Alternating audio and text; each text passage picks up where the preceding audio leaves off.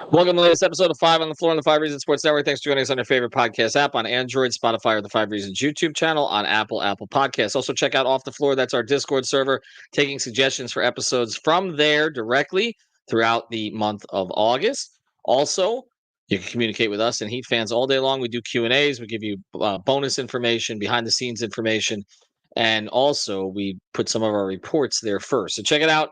Link right there in the description on the YouTube channel and on the podcast feed. Also, check out the great sponsors of the 5 Reasons Sports Network, includes Better Edge. This is legal sports betting. It's a social betting marketplace. What's the difference between this and the other books? There's no VIG. That means you're not just giving away money to the house for free. Also, you can find the line that you want in their marketplace. And if you use the code 5RSN, that's the number 5RSN, you get $20 to play. So go to betteredge.com, enter the code 5RSN, get your $20, and give it a shot today. And now, today's episode. Down the Biscayne. Yikes. 5 on the floor. Ride for my dogs. Where here's the thing. You can check the score. Hustle hard, couple scars, wearing bubble frauds. Just like Butler said, you in trouble, y'all. Kept the floor playing. Got it all banned. Y'all seen the block. Stop with one hand. And Pat we trust. It's power, have the guts. We're here to bring the heat. Y'all can hang it up. Welcome to 5 on the Floor, a daily insider show on the Miami Heat and the NBA, featuring Ethan Skolnick, Greg Sylvander, and Alex Toledo, plus others from the 5 Reasons Sports Network. All right, welcome back to 5 on the Floor. Here's today's floor plan. I'm Ethan Skolnick. You can follow me at Ethan J. Skolnick and at 5 Reasons Sports. I got Alex Toledo. You can follow me at Tropical Blanket. What we're going to do today, and then we'll do this in another episode as well, we're going to split these East versus West, is now that the dust has settled on the offseason, everybody's pivoting towards training camp, we're going to look at what teams actually did. So sometimes, these moves happen fast and furious, the draft, free agency, a few trades, but we're going to try to put this in some kind of perspective. And the thing we're going to try to do here is we got 15 teams. We're going to do 1 minute each. So we're going to clock this. We're going to go through these, and we're going to start alphabetical order from beginning to end. You guys can argue with us on Off the Floor if you don't agree, but we're going to grade the off seasons in terms of what these teams are trying to accomplish, because not every team is in the same position, but what they're trying to accomplish. So let's start, Alex, with the Atlanta Hawks. This offseason, of course, they had the number 1 overall pick. We'll talk about that. But the big move that they made was they traded DeJounte Murray in exchange for Dyson Daniels, E.J. Little, Larry Nance Jr., Cody Zeller. Here's the big thing. 2024 first-round pick, which is the Lakers pick, and the least favorable 2027 first-round pick and a traded player exemption. With the exception of that, they didn't do a whole lot. Again, pivoting around Sarr, first-round pick, or the number 1 overall pick in the draft. Trae Young is still there. DeAndre Hunter is still there. Well, they didn't get Sarr. Well, they didn't get Sarr. I'm sorry. They didn't get Sarr. That's right. Why I keep thinking that off the top of my head? Okay, they got the other Frenchman. They got Zachary Risache, I think is how you pronounce his name. Yeah, Risache. I'm sorry. Sarr went elsewhere, and of course, that he had an interesting summer league. Okay, so overall, grade the Hawks in terms of what they're trying to accomplish now. Honestly, I think some people will be lower, but I would give it maybe a B minus probably. I think B minus is more where I'm at with them. Like it's very underwhelming, and that's very Atlanta Hawks, right? But I do think, they did make a big decision here, right? And I think that people had been calling for that. It's like it was obvious to anybody watching that the trade and DeJounte thing was not going, as well as they expected it to. And I think people expected them to move off of at least one of them, if not both. And I think Trae is still young enough and obviously still good enough that he's worth keeping around with their young core.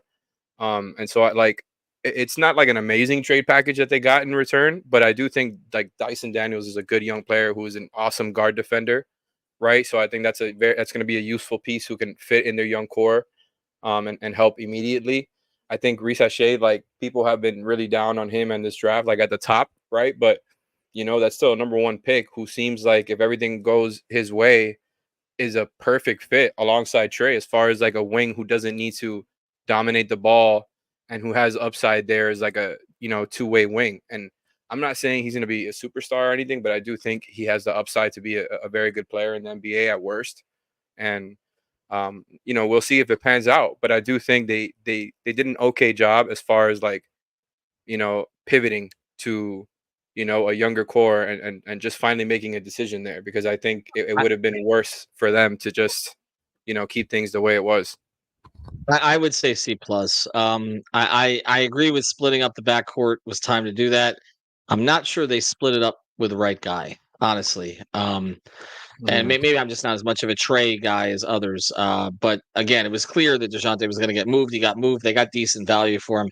But that roster is they're still kind of in the middle. Like I don't really know what they're trying to accomplish. It looks to me like playing at best. I'll say C plus. All right, the Would you be Celtics. expected? I mean, I'm sorry, really quick. Would you be I don't like? want to spend 15 minutes on the Hawks. I don't want No, to. I'm just saying. I wouldn't be The Hawks don't surprised. deserve 15 minutes. No, I wouldn't be surprised if that's a team where like they shut down Trey in January, and then that's it. I can see it. Okay, let's get to the Celtics. Not a lot. Okay. Basically, signed Derek White to a veteran extension, signed Jason Tatum to an extension. They'd already signed Drew. I mean, they're basically bringing back the same team. Yeah, running back is positive for them. Right. So BB plus. I mean, I don't. I mean, there's nothing negative here. Pretty much, I mean, yeah. They did what they're supposed to. They brought back their, some of their main guys there, and that's about it. I thought, they drafted Baylor Shireman, who the Heat liked. So, B pluses, I think is fair, yeah. All right, the Brooklyn Nets. I like what they did, actually. So I'll get to let's get to the specifics of this. So here's what Brooklyn did. They signed Claxton to a multi-year contract. Again, this is a franchise that they needed to blow it up in some regard. I mean, they didn't have enough picks. They didn't really have a number one guy. They traded Bridges, and again, the least favorable second round pick, to the Knicks for Bojan Bogdanovic, Shake Milton, a 2025 first round pick, a conditional 2025 first round pick, a 2025 second round pick, a 2027 first round pick, a swap of 2028 first round picks, a 2029 first round pick, a 2031 first round pick, and multiple traded player exceptions. And then they also acquired Zaire Williams and a traded player in exchange for, and I can't pronounce that. Mamadi Diak.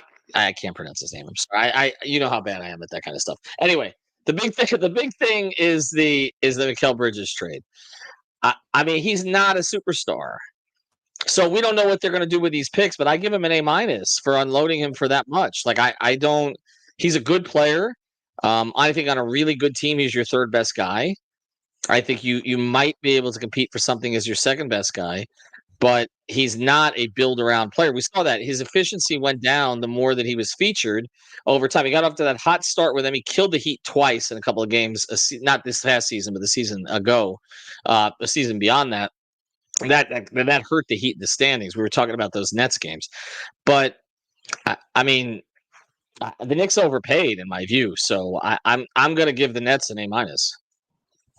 Yeah, I think that's fair. I think the Nets pretty much got the most value they could possibly get out of Mikal Bridges in return for him, and I like him as a player, and I think the Knicks, it's a great fit for them. We're going to talk about them, but they did overpay, and I think the Nets just got great value for them. Like you said, they were going nowhere fast with what they had, and he seems like somebody who would help a winning team right now. Well, we know that already. He was on he was a big piece on a finals trip.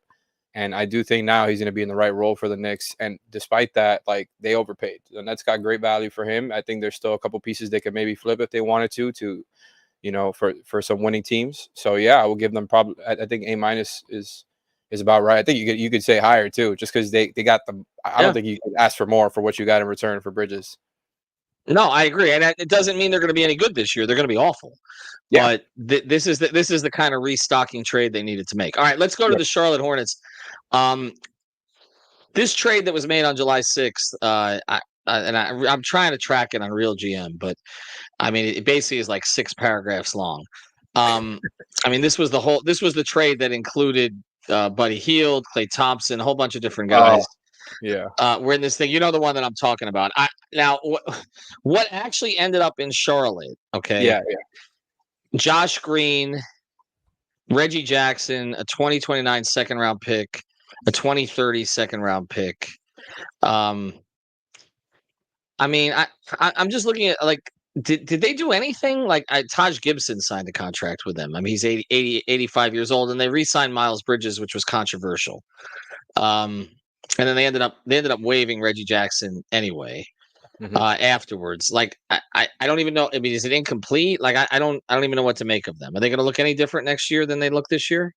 No, I think like actually, in all seriousness, like they needed a vet like Taj Gibson, not for the floor, but just like Yeah, they needed a vet in the room. So I actually think that's okay for them. Josh Green, he's an okay young player, two-way guy. Like I think that's decent. I think the moves they made to acquire in the season earlier in the season to acquire Micic, who we just yeah, saw yeah. for Hmm. Serbia. He had a nice productive season. I think like they were starting to look a little bit more competitive, but they're going to be bad. Like there's no doubt about it. I think when you look at the teams in the NBA now, with all the parity, right, the teams that aren't like there's so many good teams, but the teams that aren't good are pretty Yeah. much bad. Other than like maybe the Hawks and the Bulls are going to be the true Hmm. like very mediocre teams. I think this is one of those easily bad teams, unless maybe they get a full season of LaMelo Ball and he looks fantastic now that he's wearing Right. ankle braces, right? But no, in all seriousness, I think you could give him like a B minus for this. It's just a I mean, very, very I, underwhelming. I I give him an I for irrelevant because right Maybe now that lower feels like for they re-signing still have. Miles Bridges. Yeah, like I said, I for irrelevant. I don't. I mean, they signed 34-year-old Seth Curry. I mean, I'm looking at what they did. I Trey don't Man. know, Trey Man was a good pickup for them during the season when they traded but Hayward. That ended last up being a year, great move. Yeah. no, but last year I liked him when they got him. There's like some pieces to work with there, but do you trust Yeah. Ball to be healthy? And here's the other thing: Bridges, even putting the off court stuff aside, uh, he didn't look like the same player to me when he came back It was a that he nice looked like 30-win prior. team. Maybe less if 20, LaMelo again maybe is like less. missing a lot. Maybe less. This is a good exercise because I think what you're saying is absolutely right. There are just some teams that are downright awful. And I think Charlotte's going to be one of them. So I'll say I for irrelevant. Let's go to the Bulls. The big move there was DeRozan in the three-way deal. Here was that actual trade. Harrison Barnes and a swap of 2031 first round picks were acquired by the Spurs. DeRozan and a traded player exception were acquired by the Kings in exchange for Harrison Barnes, Chris Duarte, a 2025 second round pick, a 2028 second round pick, swap of 2031 first round picks in cash. Duarte, so this is basically what went to the Bulls. Chris Duarte has now been moved twice already, right? Yep. He was a first round pick. He actually had a decent game against the Heat at one point, but it just looks like he's destined to be one of these guys that bounces around. Hmm. Chris Duarte, a 2025 second round pick, a 2028 second round pick, cash, and a TP acquired by the Bulls. I mean, again, I don't. I mean, they lost DeRozan, and we can talk about how they were never going anywhere with him on a huge contract at his age, and he ended up signing for roughly $25 million a year over 3 years. By the way, the Heat were never really in on him for anything beyond the $5.2 million exception. They were in on that trade we talked about. And there were some specifics I've gotten into in some other places, but they were not in on DeRozan, not at that number. They if he had taken 5.2 million from them, they would have signed him instead of signing Haywood, which they went and did right after this. But I mean, what's the direction of the Bulls now? Like they signed Patrick Williams to that contract extension, and he has talent, but doesn't seem like they've ever wanted to feature him in any way. They've got Levine coming back, I guess, to take DeRozan's shots. Kobe White had a breakout season last year, but again, are they any better than a 10 seed? No, I think they're absolutely like when you look at wins and losses, they're going to have a worse season. I would be surprised because I think people like underestimate, how good DeRozan is, and by that I mean, he's not elite, he's not a superstar, but Mm, he's a great floor raiser, like to have in the regular season. mm, Like I just think mm, he can get you through close games. He's a great guy who you can go to like every possession to create offense, even if it's not, quote unquote, the most modern. He's really good at what he does and can get to the free throw line still. So like they're gonna miss that badly. But I do think it's kind of similar to the Hawks thing. Not exactly the same, but it's like, you made the decision because I think it just would have been kind of dumb. I mean, to try to, run this back again with them. Like the return they got for him was okay at best, but it's also better than nothing, which could have happened. right. So I think I'm okay with that if I'm a Bulls fan. And if I was a Bulls fan, I would be really excited about their draft pick. I think he was a fifth Yeah, pick, yeah, Matas Buzelis. Like, he looks like he can yeah. be a good wing. Maybe not, super Well, he was positive actually as a rookie. he was actually the 11th pick. But Oh, I'm sorry, I'm he confusing looked him with the Pistons. no, he looked better. I'll be honest on this. Like I covered the draft in New York and forgot it the day after I left because it just was That's so right. low impact for a lot of these guys. Like that. So, like, everything for But them at this point is just like who will play from these injured guys, like right. Levine and Ball. Like, people talking about, oh, Lonzo, look at these videos, he looks good, and Zach Mm. Levine, look how he's still dunking. If they can play, like, that would obviously change things for them. But I just think at this point now, it's like, oh, look, they got a nice young player, supposedly in Josh Giddey. Like, we'll see how that goes because he shot well in the Olympics. I'm not sure if that means he's going to shoot well in the NBA from three, Mm. but I just think, like, they've now committed to rebuild. I hated that. I hated that trade, by the way. And so I'm gonna vote them down even further. They could have C gotten more for plus. Caruso during. Yeah, they could have gotten more for Caruso during the regular season. I don't. I mean, I For sure. understand there's some upside. There's an upside play with Giddey, but again, he's not, like you said, he's not a good shooter. He shot better in the Olympics. They just have these guards. I don't know how they fit. And you mentioned Ball. If Ball comes back healthy, they ought to trade him because teams will trade for him. Like there, if he shows that he's past the knee injury, I mean, he looked great on the Heat. Honestly, I know Pat's always loved him, but it I don't know. I mean, you got Io, you got Kobe, you got Levine coming back. They were kind of better without Levine last year. Giddey. See, Levine doesn't get it. They don't. Levine doesn't set a floor for them. You're right. DeRozan sets the floor for them. Levine, I just don't know. He doesn't contribute to winning I in just think any he's not significant set to way. be the number one option, and now he's going to be forced to go back to that role. Correct. All right. So anyway, I'm saying C minus, D plus. I don't know. That's best. All right. After the break, we'll get to the Cavs, some of the other teams in the Eastern Conference. I think as we go through this, people may not be quite as angry at the Heat because there are some other teams in the East that did some like I said, some weird things this offseason. I think more, with the exception of, we'll talk about the Knicks, but in Philadelphia, but those other teams, it does appear that a lot of this stuff shifted to the West. All right. Do you want to mention a great sponsor of the 5 Reasons Sports Network? Our friends over at Water Cleanup of Florida, WCUFL.com. That's WCUFL.com. They'll handle it every step of the way from the leak all the way through. Of course, you want to patch the leaks as quickly as you can so you don't have the damage. But if you do have the damage, they'll work with you on inspecting, testing, evaluating, and documenting the affected areas. So if you're a home or business owner, reach out to Water Cleanup of Florida. Michael Robert and his team based in Boca Raton service the entire Tri-County area. 100, actually more than 100, 5-star reviews on Google. So reach out to them, WCUFL.com. That's WCUFL.com. If you've got the schmutz, they got the guts. I'm giving the Cleveland Cavaliers like an A minus this offseason just because they re-signed everybody. I mean, they kept Donovan. Yeah. I mean, that was the big question. Now it was also Mobley and Allen both on extensions. Like, they've locked into their core now. They didn't end up trading Garland, even though there were some rumors about the fact that maybe he wanted that or his clutch camp wanted that because if they were going to keep Mitchell. I still think they needed to add a piece somewhere, and I'm still not sold on the Mitchell Garland or the Mobley Allen duos. But they got Strus last offseason, right? Now, what's Okoro's status? Is he He's still? there. He's a free agent, right?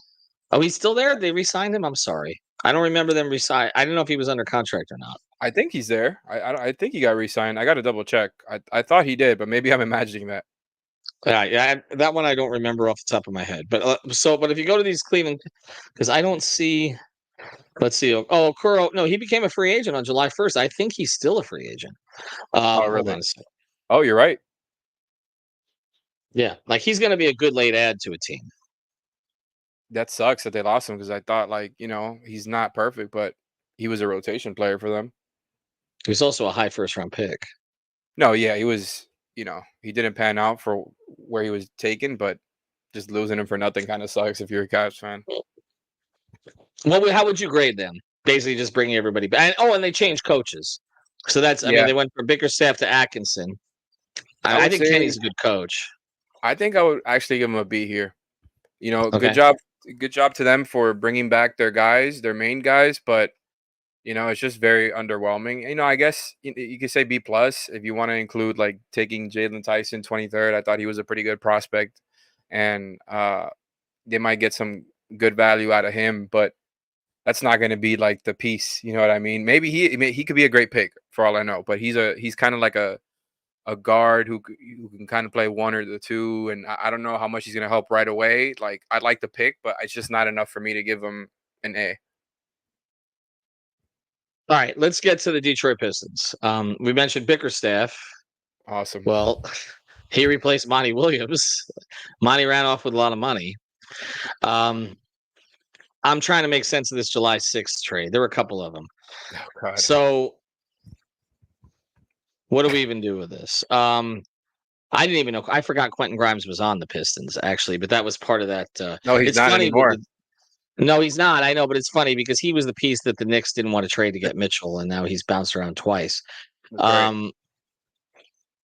So I'm looking at this roster. Is Tim Hardaway Jr. still on the team? They did not cut him loose, right? I think he's gone. Hold on. I'm sorry. I might be misremembering, but I thought they got rid of him.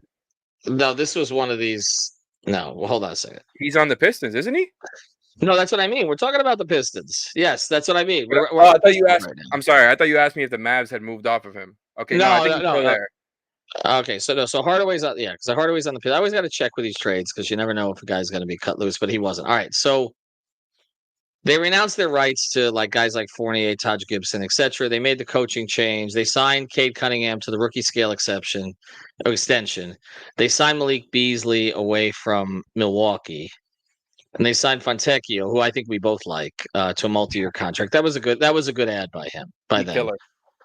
He killer. And they have Tim Hardaway Jr. now, which is basically empty calories. You mentioned Malik Beasley? I did. Okay. Sorry. I've been looking up the Pistons roster. I just don't know what to do with this either, because it's like, to me, it's okay. Is Bickerstaff gonna, because a lot of Pistons fans were unhappy with the way that Monty managed the roster. It seemed like he checked out. He wasn't playing like Duran, some of the young guys, as much as they wanted him to. And now it seems like there's going to be a commitment, I guess, with Bickerstaff to playing the young guys. They don't really have any good vets. I mean, Malik Beasley is fine. He's okay. He should have been starting in Milwaukee. I mean, I don't even. Again, this feels like Charlotte to me. Although I think I like their young talent better than I like Charlotte's, honestly. But it feels like Charlotte, we're going to get to Washington. Like, this is just another awful team, right? Like, does this team win 25 games? Yeah, I'm not sure if they do, especially if, like, there's any sort of injury issues with Cade, who I think is a good player now. Like, I just think that Duran is a good player now, too. And I think you're right that they're going to play him more and just commit to him playing, like, a ton of minutes. Fontecchio's a great shooter. Stewart, Isaiah Stewart is cool. I like some of their young guys, like like the guys they took in this draft. I like Bobby Clintman. Yeah. I like them individually, but they really needed shooting, and I guess like they sort of addressed that with Beasley and Hardaway and bringing back Fontecchio. But and they have Tobias Harris now.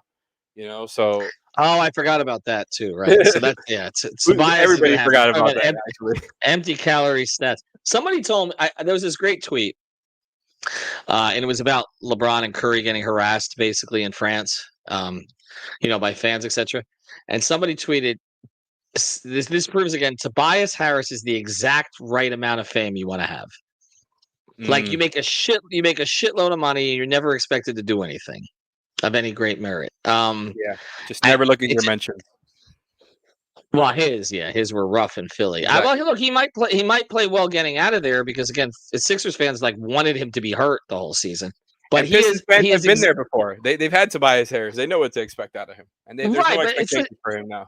But it's just like he's exactly the kind of guy you would expect to go there, and there's going to be these empty calorie stats, and I just don't know what they're trying to accomplish overall or how their front office has kept their jobs because. If you look at it, like they kind of started their rebuild around the same time as Houston and Orlando, and those teams seem so far ahead. And it's not like Cade Cunningham is a bad player, like he's not. It's just they have not been able to build anything there. Whereas you look at Orlando and what they're putting together with Wagner and with Paolo, and you look at Houston, and I think they overspent on both Dylan Brooks and Van Vliet. But They were trying to get to the floor. But if you look at Houston, like, okay, there's a plan, Sengun, there's a plan there. Like you can actually see what they're trying to accomplish. I don't know I just don't know what Detroit's trying to accomplish. JB's a good coach. He was kind of, I think, wrongly scapegoated in Cleveland for what happened there at the end. Mitchell was hurt. I mean, yeah, I don't think it's going to be great. All right, let's go to Indiana. So I don't know. Detroit, D. I mean, again, I for irrelevant. I don't know. Indiana. Yeah, maybe. All right, so Indiana signed Wiseman to a multi-year contract, which is interesting. We'll see if he's a late bloomer. It's a weird one. Obi Toppin re-signed. Siakam, we knew they were going to re-sign him when they acquired him. And Nembhard signed a veteran extension. I like him. Me too. I like him. And of course they signed Cole Swider. Their big move was Siakam. A+. Right, well, because of the Swider move. Because of Cole Swider. Their big move was Siakam. Yeah. And they re-signed him.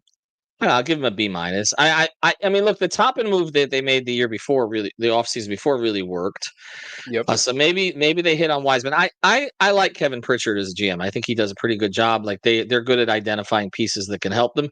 They have a play style now. Carlisle's going to, feed into that. They obviously, exceeded expectations last year. They were not a true conference finals team, and they caught some breaks. But they're good. I say B-. It's fine. Like they didn't make significant ads, but if they hadn't re-signed Siakam, it would be a disaster after all they gave up. So that worked out okay. Yeah, for sure. That's I'm with kinda you. B-. Like, they brought back the pieces they needed to. Like you said, Siakam was the move, and they're a team to be reckoned with. They're not maybe a championship contender, but like we already know, it's another team in the mix there for the Heat to battle with to get out of the play-in, because that's probably the reasonable goal this year for them. Yeah, I think so too. All right. Speaking of which, next on the alphabetical order, the Miami Heat. Oh man, we haven't talked about this enough. It's interesting when you see the transactions, though. Okay, so July 1st, there was the guys that became free agents. Of course, Kevin Love re-signing, Thomas Bryant opting out, re-signing, Caleb Martin, the Heat offering to overpay him, basically. His agent saying, no, thanks. I'd rather take less money in Philadelphia, and screwing up the whole thing. Let Patty Mills go, let Cole Swider go, let Jamal Cain go, let Orlando Robinson go. Signing, we talked about the two ways a lot. Keyshawn Johnson, drafting, of course, Ware and Larson. Alec Burke signing, which I'm fine with that signing as a minimum deal. Bam signing the extension, which we probably didn't talk about enough. Haywood Highsmith signing a contract. I thought it pretty good value. But with Heat fans, it's always about what they didn't do, right? No doubt. See, I don't know. I guess if you're saying C, then I guess I'm gonna have to play the role of carrying the water here, because I was actually thinking B, and I don't know if that's like, if I'm a shill for saying that, right? But I do think because we're so deep into this, right? So I'm gonna be saying like things like, oh, I really enjoy what they did with their two-way guys. I enjoyed what they did with the draft. Those guys look good. Too.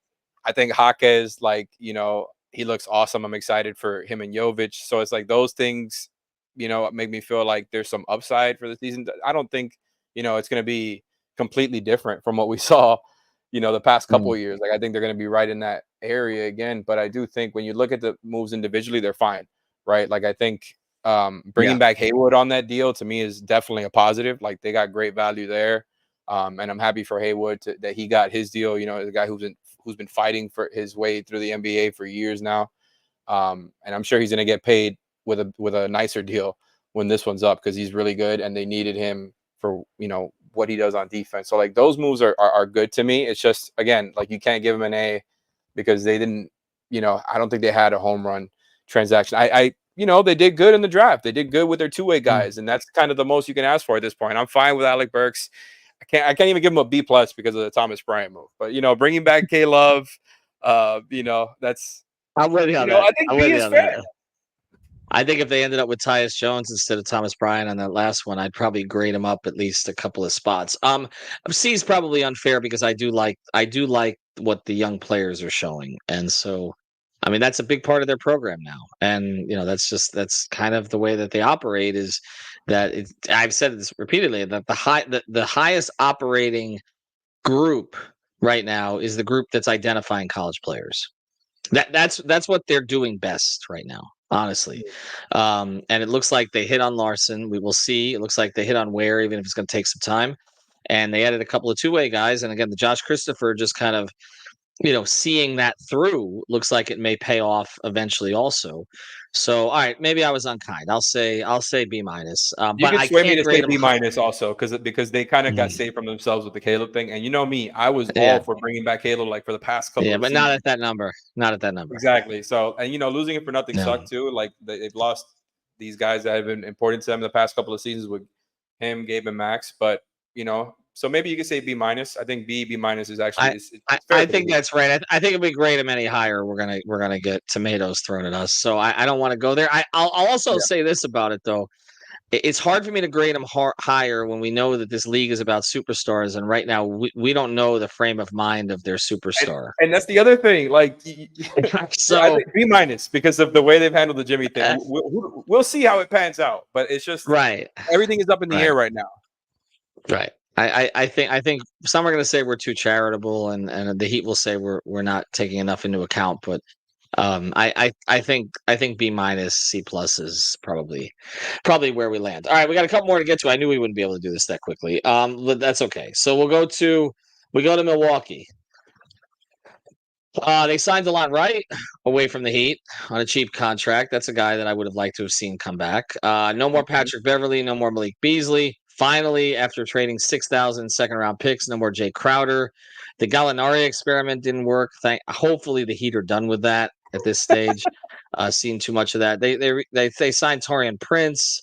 They signed Gary Trent, who I'm fine with that. Like for them, um, I don't know. I mean, they still have Doc Rivers. I'm going to mark them down for that.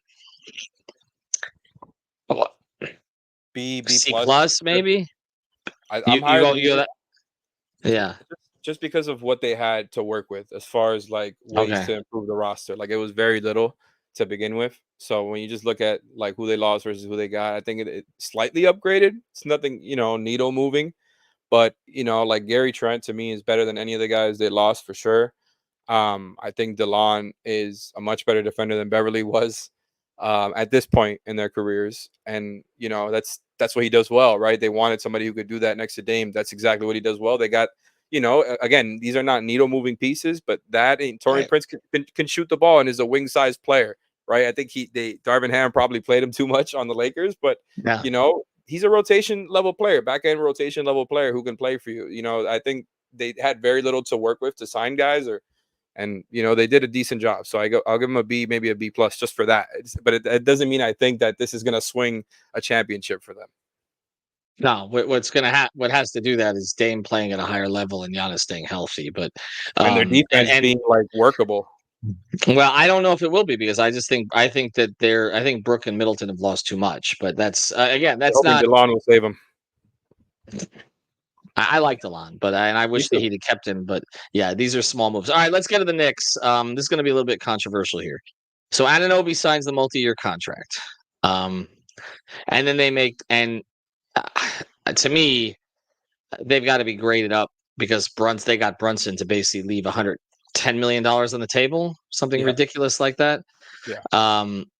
I mean, he just decided to do it because he wanted to keep his Villanova guys there. But that's just a tremendous move. Like that's one of the biggest moves of the offseason is Brunson taking so much less money. Yep. But I hate the Bridges trade for them. I don't hate it. I just think it's too much. It's just too much. No, they overpaid. To me, I don't understand why it's even controversial because both things can be true at the same time. Like it's a great fit on the floor. It's a fantastic fit, and obviously, like they're gonna have a certain level of chemistry and camaraderie and whatever. Like all that is fine and dandy. I'm sure, it's gonna help. But he's a very good player. Like I mentioned earlier, I think he's gonna be back in a good role for him because he's not gonna be asked to be the number one guy, and a lot of times maybe not even number two because they've got Randall there still, who nobody mentions, but he's a good player. Like for all his flaws, he's another good player, and is probably like a more consistent scorer than Bridges. A lot of times, especially like when you put all these guys together, I think Randall will probably end up getting more shots if he's still a starter. Bringing back OG was a great move for them. I think DiVincenzo and Hart, like those guys have been fantastic for them. Mm-hmm. So like they've got a really nice team going. They did lose Hardenstein, so I guess you gotta fault them for that. But they couldn't re-sign both, if I remember correctly, while also trading for Bridges. So I think picking they also got Mitchell. They also got Mitchell Robinson back, who was supposed to be the starter last year. So if he can they stay healthy. But I think ultimately picking OG over Hardenstein was the right move. And now basically they're just gonna have to hope that like Jericho Sims can be like playable for them. Well, Precious was helpful to them last year too. I know Heat fans don't want to admit that, but he actually had some decent minutes. My thing about that roster, and I like all these players individually. I like dirty work 3-and-D guys. So I mean I like the players in their roster. They're going to be very good, felt like, unfortunately. but they're going to be good. But it felt to me a little like overkill. Like you didn't need Mikal Bridges, like because you have Anunoby and Hart. So I was kind of like, all right, and that it's a great addition, but you pay a superstar price. Again, for a guy who's not advocating a superstar for you. No, exactly. They absolutely overpaid, and it's a guy who like I advocated for him to be on Team USA over Derek White. Like I recognize that he's a very good player. I like them. It's just they paid like I don't know. Like I'm trying to think what would be the equivalent. Like they paid the equivalent to like I don't know if like Paolo was on the trading block right now, right? Like just a young up and coming superstar. I just, I mean, would Durant command? I mean, Mikal Bridges was part of one of the trades for Durant. Would Durant command that much right now? I don't know. I think he probably would, but it's just the age that would. That's why I was trying to think of somebody younger. Maybe Paolo is too young. Somebody that's not on their rookie scale deal. But in general, I think it's a great basketball move for them. They just absolutely. Well, here's this. Here's this. Lauri Markkanen. If you were gonna have to, and Utah's paid you Lauri Markkanen ultimately, right? I mean, to me, I'd pay more for Markkanen than Bridges. I think so too. But I don't think he even would have gotten this much in return. No, and that's what that's my point. It's like it's not that I don't like the player. I really like the player, but I'm looking at them and I'm saying, okay, Randall's coming back, and he's going to eat up some shots. And so do you want Anunoby not contributing on offense at all? Because I feel like that's what's going to happen here. Is either Bridges or Anunoby is going to fade to the background completely. I think Hart and OG will be fading into the background. Well, Hart will do that willingly. But that's what I'm saying. Like of all the teams that didn't need a Bridges-like player, it's them. But I think Bridges is better than those guys. Like, he can score a little bit. Yeah. Again, until you start to do it too much. So you may be right in returning him to more of a Phoenix role where he's like the third or fourth option instead of what he was trying to do with the Nets.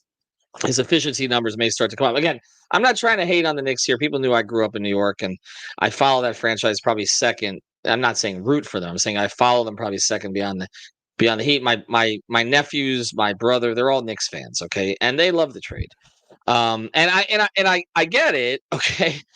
To a certain point, but I'm just saying, and I guess it doesn't matter. Those first round picks don't matter this year if the thing works. I mean, but I'll say this: that they better get to a finals one of the next 2 years. They better. I mean, with everything that they gave up, they better. I mean, they better beat Boston. Like that's what. And look, Heat fans will come at me and say, "Well, look, this is what the Heat should have been doing under the Jimmy Butler era, is going all in." So I'm not gonna bang them too much for it. And they have a team kind of built to play with Boston now, match up with Boston with all these wings. And Brunson is a playoff-proven player. Like I think they've got something going there. I wouldn't bet on them to win a championship. And the Celtics are in the second. Celtics are in the second apron too, so they can't really do a lot to that roster. So the Knicks, they've been proven willing to spend. They've given up the future picks.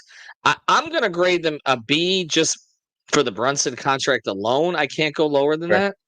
But the Bridges move to me was curious. Doesn't mean it won't work, but it was just curious based on what they already had. All right, so let's go next. I believe next on our list is this your favorite franchise to talk about. No, actually not quite yet. The Orlando Magic. Franz Wagner signed a rookie scale extension. KCP, Kentavious Caldwell-Pope, signed a multi-year contract coming over from Denver. Of course, won a couple championships, one with the Lakers and one with the Nuggets. Mo Wagner signed a multi-year contract. Gary Harris signed a multi-year contract. Jonathan Isaac signed an extension. They didn't really lose much. Fultz, I guess, would be the one guy. Joe Ingles wasn't really playing for them at his age. What did you think? I mean, I give him at least a B plus because I love the KCP move for them. I'm with you. I think that's absolutely fair. You could even say A minus just because that's the type of move they needed. I'm not saying it's going to be the ultimate needle mover, but they needed a player like that. And I liked, some of the stuff that Fultz did, but going from him to KCP is absolutely an upgrade. It's the guy who's won, been a starter on 2 championship teams for a reason. He can still really defend, can still shoot the ball. And now he's going to, torture the Heat in their division. So it's a good move for them. And I think just keeping those guys in that young core going and kind of solidifying that core, it's a positive offseason for them. And I like, by the way, their pick. They drafted Tristan Da Silva, who a lot of us liked. Yeah, a lot of us liked him for the Heat. All right, he was really good at Summer League. Philadelphia, I'm giving an A. I hate to do this to you. Sorry. Paul George a better player for them than James Harden. And if you're going to trace, I'm a Paul George guy though. And I'm not a Harden guy. People know that, so I'm a little biased here. But if you just trace the moves that they made, they needed a piece to replace Harden. We saw that last year. A lot of it was Embiid breaking down. But to get Paul George, who was the target, beyond that, Oubre resigns on a multi-year contract. I'll get to Kel'el in a second. I like the Drummond signing for them, actually, because Embiid's going to miss time, and you can actually play Drummond at that spot. Maxey signs the extension. We kind of knew that was going to happen. Eric Gordon can still shoot the ball a little bit, not like he used to, but he'll provide some minutes for them. And you mentioned Caleb. I wouldn't have liked the Caleb contract that Miami offered him, but I like the contract Philadelphia offered him, and he will help them. I just think. To me, they're the biggest threat to Boston. I think they're a bigger threat to Boston than the Knicks are. I don't trust Embiid staying healthy, but I like the Knicks. Paul George can do all the in between things. He's a superstar. He was a superstar, but he also he can do dirty work things if you need him to. And I just think he's a great connector. He knows how to play. He's got high basketball IQ. He's played in a ton of big games. I know in some postseasons he has not come through, and others he has. But I don't know. I think more, and I hate to say it because I'm not a huge fan of his, but I think he did great work. It's a very good offseason for them. For sure. I would probably say A minus, but that's just I'm being overly picky there, but they had a great offseason. There's no doubt about it. I think Paul George is for all the jokes and stuff, that's a great addition for them to be able to just add him to what they have. Now that Maxey's a much better player now than he was when Harden was there. So they're going to be a problem. I probably like the Knicks just as a matchup more for Boston, just because I think they have something that can be an elite defense. I got to see it first with the Sixers. I think they're going to be a very good regular season team because even if Paul George has injury issues, right, I think they have enough to get them through. But, Caleb and Oubre are kind of the main wings that are going to be playing minutes for them, along with Eric Gordon, of course.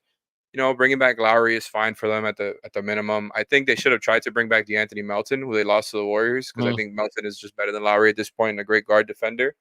But that's like a small thing. Overall, great offseason for them. Hate to say it. I like what I think Jared McCain and Adam Bona, I think those were solid picks for them. They've got a nice 10-man roster. Yeah, Reggie Jackson now. Up and down with Denver. He shouldn't have been in rotation last year, but no, I think they're good. I think they're really. But again, everything comes down to does Embiid stay healthy, and also is Embiid, you're going to get out of the second round with Embiid. If he can't get them to a conference finals, and I know draw plays into this. But if he can't get them to a conference finals with what they put around it, we got to have some serious conversations because I like I said, I like what they did. All right, 2 more teams to go here. Not a lot to talk about with Toronto. What is Masai doing? They pivoted. It's a full pivot. I think this is what it's kind of, again, like what we were talking about with the Hawks and the Bulls. It's these teams that we've been talking about for the past couple of seasons. They need to make a decision. All these teams have pivoted towards the younger core to a different extent, of course. The Hawks not all the way, the Bulls not all the way because they have some of those guys that can put up points for you still, and Trae Young is still a really good player. All that. The Raptors, it's a full pivot. other than Scotty Barnes, like they've got just a young Yeah. core there, and they made a few picks. I think they had 4 picks Yeah. in this draft, and I overall like what they did. I as far as that, right? Like they're just stocking up on the young core around Scotty because they really needed to make a decision there. So for that, I guess I'll give them a B minus. But they're going to be bad this year. We know that, Yeah, right? Like, we know that. again, that's not how we're necessarily grading them, but throw them in the mix with the next team we're going to talk about, as well as Charlotte, Detroit, Yeah, and which Brooklyn. means they'll Like, win the games in Miami. they might, but there are going to be 5 really bad teams in the East. This is why I'm saying, like, when Heat fans want them to bottom out, like, you can't. Not only won't you can't. Like, you're not going to get below. Like, worse. Like, the floor for the Heat is the 9th or 10th spot in the play-in.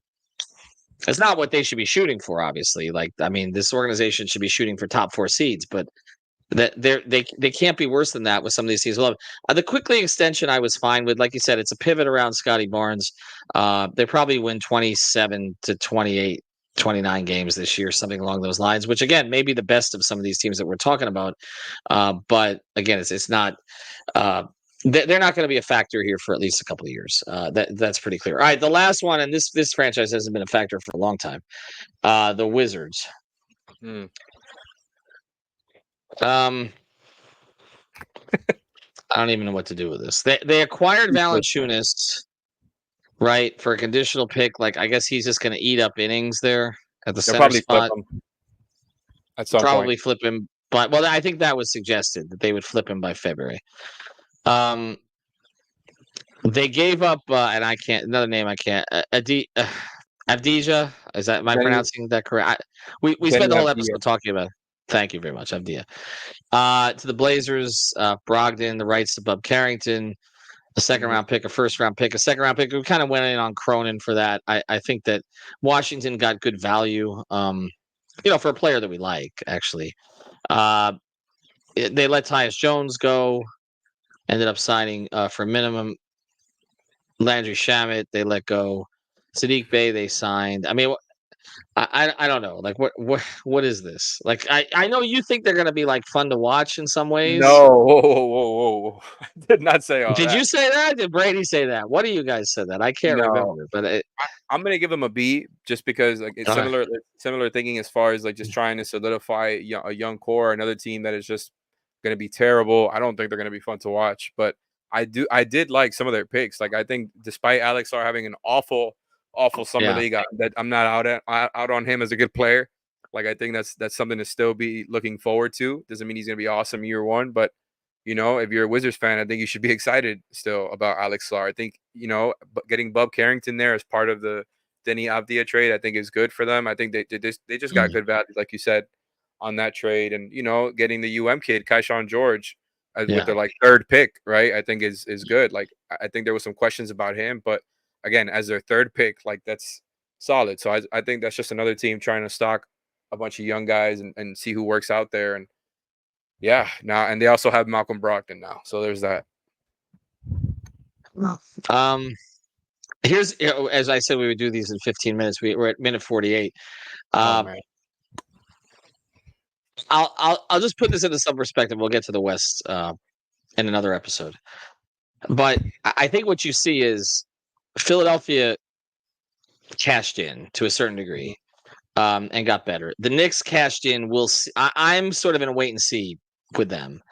But that's really where this is right now. It's like Philadelphia and New York are taking their shot at Boston, and Milwaukee is kind of hovering. But again, I don't like what's around those two guys. I think the foundation is Orlando and Indiana are definitely good too. And Orlando and Indiana are good. And who am I missing here? I mean, that's pretty much. And then you sort of have that's it, and then the Heat, and that's it. And then the Heat, and and we think Atlanta and Chicago are sort of half in, half out, as you mentioned. Where they're, I mean, can we just pencil in the Hawks and the Bulls? They might make it by default. I mean, the 9 and 10 play-in spots, like they're always in the 9 and 10 play-in spots, right? Like this was going to be the Hawks and the Bulls again. Yes. And I hate to say it, but the Heat might be in that 7th spot or that 8th spot. To wrap this up, who are the Heat more likely to lose to in a playing game with the way they're built now, the Hawks or the Bulls? It's always the Bulls, I think, isn't it? It's You funny. I can't mean, see no Kobe. DeRozan. You can't see Kobe White having a game. Yeah, no, for They know sure. what to they know what to do with Trey. Like they know what to do with Trey. Like if they seriously, if they know what to do. They'll just You're right. find another Gabe Vincent to shut him down. That's Haywood, all. man. Haywood's gonna. Oh my God, Yeah. give him problems. All right, so everybody's gonna get upset at us, I think, for rating the Heat too high. Probably our fan base, right? Giving them a B- in off season. Yeah, They didn't get They want us to be worse. outraged. Yeah, they didn't. I don't think the Heat got worse this offseason. I know they I lost think Kel'el, but I think there's enough improvement in some of the young players that I don't think they got worse. The question is, can you compete in a conference where it's clear that Philadelphia got better? Most people think the Knicks got better and the Celtics didn't get worse. And Orlando is probably going to be better. We didn't mention Cleveland, and Cleveland stayed intact, and that's the thing. Orlando is going to get internal development, and they added KCP, who's a great connecting piece for some of these guys. I just think it got a little steeper for the Heat to climb up the top 6. Yeah, like I think But the the bottom moves of are the fine. conference fell apart. Yeah, no, the bottom is just completely collapsed. Like there's almost no Right. middle class Right. in the NBA now. Like everybody is No. just like there's a couple of great teams at the top, and then some good teams, and then just a bunch of terrible teams. I mean, this is the result of parity, right? And I think for better or for worse, I think for better, in my opinion, like the NBA has a lot of parity, and that might be worse for the Heat, right? Like you mentioned, just because in years past, during the Big Three era, you had to worry about a couple of teams. Now you got to worry about a few, right? And I think that's what it has come down to here. And the Heat still look like they can be a playing team, even though I think they might. There's a chance they win more games than they did last season. I think because of the young guys. Yeah, well, like you said, the East has kind of become our country. There's just no middle class at this point. So something we'll be debating until November. All right. Thank you, Alex. We appreciate it. Thanks to our sponsors, Water Cleanup of Florida. By the time that this episode was over, the leak you had in your home or business has expanded and is now engulfing your entire property. So just like the Eastern Conference and the Heat. Perfect. WCUFL.com. Have a good one. Thank you for listening to the 5 on the Floor on the 5 Reasons Sports Network. After all, someone needs to listen to my dad.